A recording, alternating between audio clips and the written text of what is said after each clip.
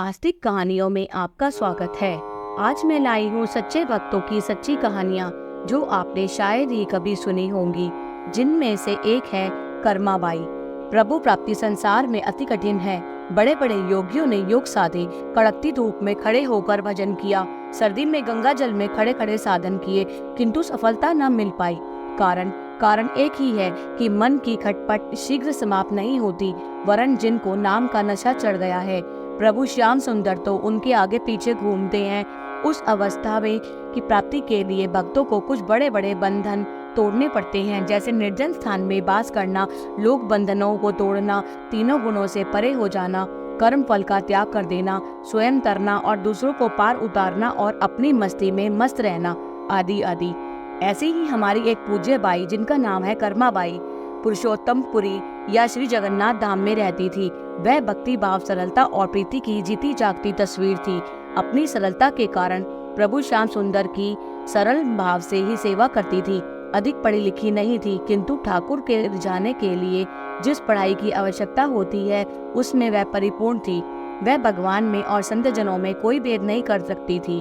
भक्त भगवान के हृदय में बसते हैं और भगवान भक्त के हृदय में।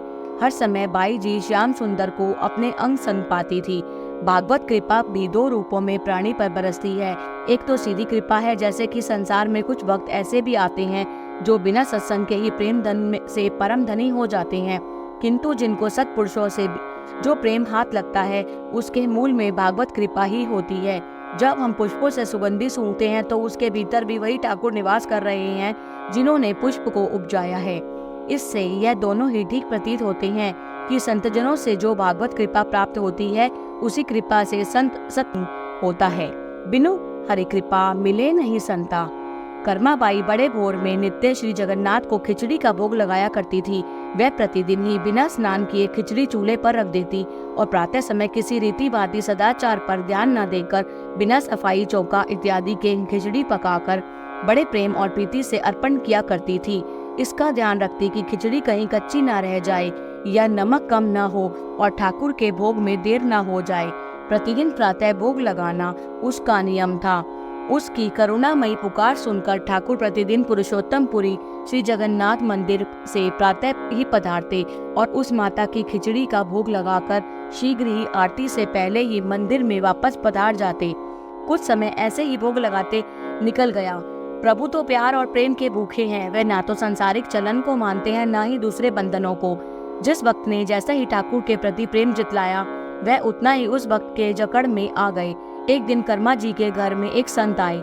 उन्होंने देखा कि यह बाई तो बड़ा अपराध कर रही है। प्रातः बिना स्नान किए यह चौका करती है और खिचड़ी का भोग भी बिना स्नान और शुद्ध हुए यह बाई चूल्हे पर रख देती है। संत जी के मन में यह विचार आया कि बाई जी को आचार शुद्ध आहार के बारे में उपदेश देना चाहिए। संत बोले कि बाई, अब तो प्रभु का बड़ा अपराध कर रही हो। बिना स्नान किए अशुद्ध अवस्था में भगवान को भोग लगाना तो महापाप है। इससे तो परमात्मा प्रसन्न नहीं होते, उल्टा बुरा मानते हैं। बाई जी बहुत डर गई और प्रभु श्याम सुंदर से प्रार्थना करने लगी। श्री कर्मा बाई संत जी के उपदेश सुनने के बाद रो रो कर अपने ठाकुर को मना रही हैं और बार बार अपने अवगुणों की बात कहकर जोर जोर से रो रही हैं। ठाकुर अप्रत्यक्ष रूप से पास ही खड़े हैं और अपने भक्त की सरलता और भोलापन देखकर सोचने लगे कि मैं तो भक्तों के हाथ बेमोल बिक जाता हूँ। मेरी प्यारी भक्तन क्यों इतना दुख भोग रही है। ठाकुर ने बाई जी के मन में ढारस भर दी और अपने पहले किए की क्षमा याचना करने लगी। अब यह संकल्प ले लिया कि आगे से स्नान करके नित्य नियम के बाद ही खिचड़ी पकाया करूंगी। संत जी आचार विचार के उपदेश देकर चले गए। दूसरा प्रभात का समय आया। बाई जी प्रातः उठकर स्नान तथा पूजा पाठ में लग गई। इन सब कार्यों के बाद खिचड़ी चूल्हे पर चढ़ाई गई और तैयार हो जाने पर सदाचार अनुकूल ठाकुर के अर्पण की गई। इस कारण बड़ा विलंब और अतिकाल हुआ। भोग लग रहा है और ठाकुर प्रेम के वश बैठे धीरे धीरे भोग ग्रहण कर रहे हैं। जैसे प्रेम में डूबे बिदरानी के केले के छिलके प्रभु खा गए, ऐसे ही आज कर्मा बाई की खिचड़ी खा रहे हैं। जब ठाकुर वहां से श्री जगन्नाथ के मंदिर में जाकर विराजे तो काफी देर हो चुकी थी। मंदिर के पट खोले गए तो ठाकुर के श्रीमुख में खिचड़ी लगी हुई थी। क्योंकि देर होने के कारण शीघ्रता से प्रभु बिना श्रीमुख धोए ही बाई जी के यहाँ से चले आए। इतने में महाराज पधार गए। जब उन्हें पुजारियों से पूछा कि आज यह नई बात देखने में आई है, प्रातः का इतना सवेरा हो गया और अभी तक ठाकुर का स्नान नहीं हुआ। सच सच बताओ कि ठाकुर के श्रीमुख में खिचड़ी क्यों लगी है और अभी तक ठाकुर का श्रीमुख क्यों नहीं धोया गया? यदि आप लोग सत्य नहीं बताएंगे तो आप सबको दंड के भागी होंगे। पंडित पुजारी सब डर गए। महाराज से इतनी विनती की कि ठाकुर को सुंदर सुंदर जामा पहनाकर हाथ श्रीमुख स्वच्छ करके विश्राम कराया था। यह पता नहीं ठाकुर के श्रीमुख से खिचड़ी कैसे लग रही है। जब महाराज ने अधिक दंड की बात कही तो पुजारी प्रभु से ही विनय करके पूछने लगे, ठाकुर प्यारे, आज भय के मारे हम बोल नहीं पा रहे, हमारा मुख सूख रहा है। ये आज नई रीति देखने में आ रही है। कृपया करके आप ही बताएं कि ये आपके श्रीमुख में खिचड़ी कैसे लग रही है। पुजारियों की यह दर्द भरी पुकार सुनकर प्रभु से रहा न गया। आकाशवाणी हुई कि मेरी एक भक्ता है जिसका नाम कर्मा बाई है। वह बाई नित्य प्रतिदिन खिचड़ी का भोग लगाती है। मैं उसकी सच्ची प्रीति देखकर उसके घर नित्य जाकर खिचड़ी पाता हूँ।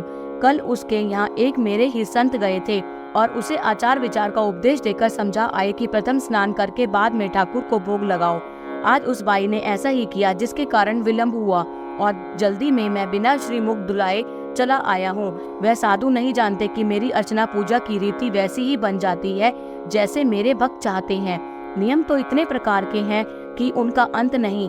जो इस रहस्य को जाने उसे ही उपदेश करने का अधिकार है। पंडों के मुख पर रोशनी आ गई। महाराज ने भी यह आज्ञा सुनी। उस संत ही को ढूंढ निकाला गया और उनसे विनती की गई कि प्रभु की आज्ञा के अनुसार आप बाई जी के घर जाकर उसे समझा दीजिए कि ठाकुर के प्रेम में कोई नियम नहीं है।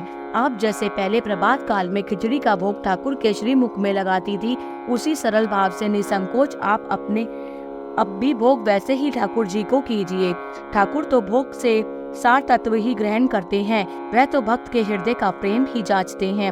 वह किसी नियम में बंधे हुए नहीं हैं। संत बाबा वहां से भागे हैं। कर्माबाई को आकाशवाणी और ठाकुर की आज्ञा सुनाई। कर्माबाई प्रेम में मतवाली होकर नाच उठी और प्रभु का उपकार मानकर धन्य हो गई। महाराज की आज्ञा हुई कि अब मंदिर में प्रातः कर्माबाई की खिचड़ी का ही भोग लगा करेगा और अब तक श्री जगन्नाथ जी के मंदिर में खिचड़ी का प्रसाद ही प्रातः काल लगता है। भक्ति भाव और सरलता की जय। बोलो बांके बिहारी लाल की जय।